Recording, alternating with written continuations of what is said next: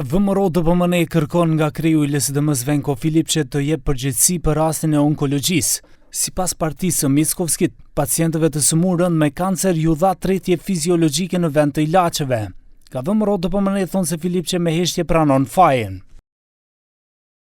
Pikërisht për shkak se skandalet më të mëdha korruptive dhe kriminale po ndodhin gjatë mandatit të tij, Filipçe duhet të përgjigjet nëse qëndron ai pas çështjes së fundit gjyqësore në onkologji, ku u shterën 2.2 miliard denar ose 35 milion euro nga buxheti i shtetit, ndërsa Filipçe hesht ne i bëjmë thirrje përsëri prokurorisë publike të hetojë rolin e tij në rastin e onkologjisë. Por kreu i LSDM-s Venko Filipçe i pyetur nga gazetarët, sot foli duke hedhur poshtë pretendimet e VMRO-s. Filipçe tha se nuk ndjehet fajtor. Вина не чувствувам апсолутно.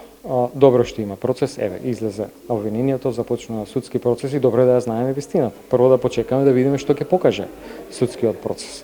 Не видели на сепак излезе една лажна кампања која што ВМРО ДПМН организираше против мене лично со анкетната комисија, на која што изнесоа лаги и клевети дека јас во рамките на ингеренциите на Министерство за здравство некои работи не сум извршувал. Јас ги покажав и во јавноста dokumentите дека тоа не е така. Venko Filipçe ishte ministër i shëndetësisë në periudhën kur po hetohen nga prokuroria keqpërdorimet e terapive të shtrejta biologjike, të cilat nuk ju kanë dhënë pacientëve me kancer, por janë shitur. Por deri më tani organi i akuzës nuk e ka nën hetim Filipçen. Aktualisht prokuroria themelore në Shkup ka ngritur 2 aktakuza në gjykatën penale.